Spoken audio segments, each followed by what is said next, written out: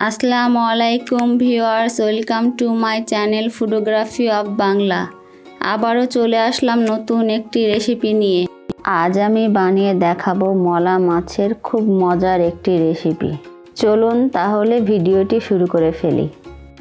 প্রথমেই আমি মাছগুলোকে মেরিনেট করে নেব। এখানে আমি 250 গ্রাম মতো মলা মাছ নিয়েছি। মাছগুলো আমি ফ্রাই প্যানে ঢেলে দিলাম। তারপরে এর মধ্যে অ্যাড করে দেব একটি মাঝারি সাইজের মূলো কুচি। মূলোটাকে আমি আলু ভাজির মতো করে কুচিয়ে নিয়েছি। এবার অ্যাড করে দেব হাফ কাপ পরিমাণ পেঁয়াজ কুচো। এবার অ্যাড করে দেব কাঁচামরিচ ফালি 10টা। এটাতে একটু ঝাল বেশি হবে, যারা ঝাল কম খান তারা একটু কমিয়ে নেবেন, বা যারা একটু বেশি খান তারা বাড়িয়ে নিতে পারেন। এবার অ্যাড করে দেব আদা পেস্ট 1 চা চামচ। তারপরে অ্যাড করে দেব রসুন পেস্ট 1 চা চামচ। এবার দিয়ে দেবো জিরা পেস্ট 1 চামচের একটু কম। আমি আদা বা রসুনের তুলনায় জিরাটা একটু কম দিই। তারপর দিয়ে দেবো লবণ 3 চা চামচ বা টেস্ট অনুযায়ী। হলুদের গুঁড়ো 2 চা চামচ। এবার সব শেষে দিয়ে দেবো সরিষার তেল 2 টেবিল চামচ। আপনারা চাইলে সয়াবিন তেলও ব্যবহার করতে পারেন। আমি প্রায় রান্নাতে সরিষার তেলটাই ব্যবহার করি, কারণ সরিষার তেলটা শরীরের জন্য খুব উপকার। আর আমি যেগুলো ডিপ ফ্রাই করি সেগুলোতে সয়াবিন তেল ব্যবহার করি। সব কিছু আমাদের দেওয়া হয়ে গেছে। এবার এগুলোকে আমি একটু ভালোভাবে মাখিয়ে নেব। আর এই মলা মাছ রান্না করাটা একদম ইজি আর খুবই কম সময় লাগে। আর এই ছোট মাছগুলো আমাদের চোখের জন্য খুবই উপকার, এই জন্য আমাদের মাঝে মাঝে ছোট মাছগুলো খাওয়া উচিত।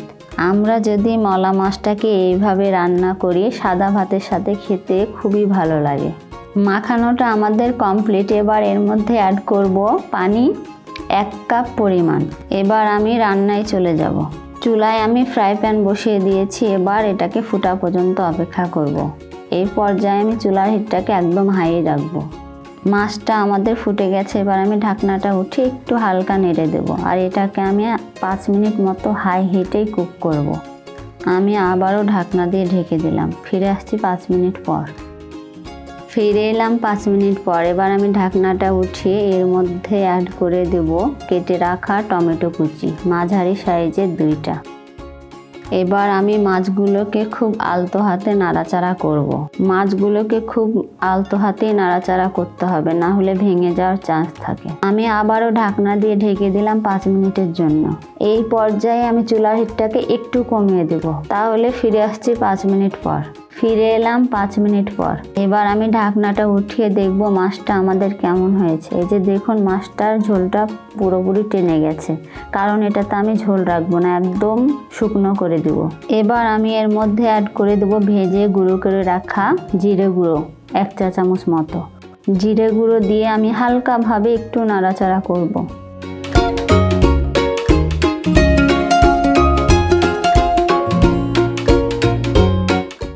এবার অ্যাড করে দেব ধনেপাতা কুচি। ধনেপাতাটা দিলে মাছের ফ্লেভারটা অনেক ভালো আসে। যারা ধনেপাতা পছন্দ করেন তারা অবশ্যই দিবেন, আর যারা ধনেপাতার স্মেলটা পছন্দ করেন না তারা বাদ দিতে পারেন। এবার আমি ঢাকনা দিয়ে ঢেকে দিলাম। আর এটাকে আমি 30 সেকেন্ড মতো জাল করব। তারপর চুলাটা অফ করে দেব, কারণ ধনেপাতা দেওয়ার পরে চুলায় বেশিক্ষণ জাল করা যায় না।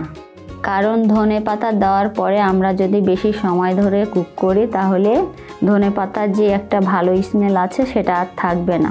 এই জন্য আমরা 30 থেকে 40 সেকেন্ড মতো কুক করব ধনেপাতা দেওয়ার পরে। 30 সেকেন্ড হয়ে গেছে। এবার আমি চুলাটা অফ করে দিলাম। আর এটাকে আমি 10 থেকে 15 মিনিট পর সার্ভ করে নেব। ফিরে এলাম 10 মিনিট পর। এবার আমি এটাকে সার্ভ করে নেব। দেখতেই পাচ্ছেন কতটা সুন্দর হয়েছে।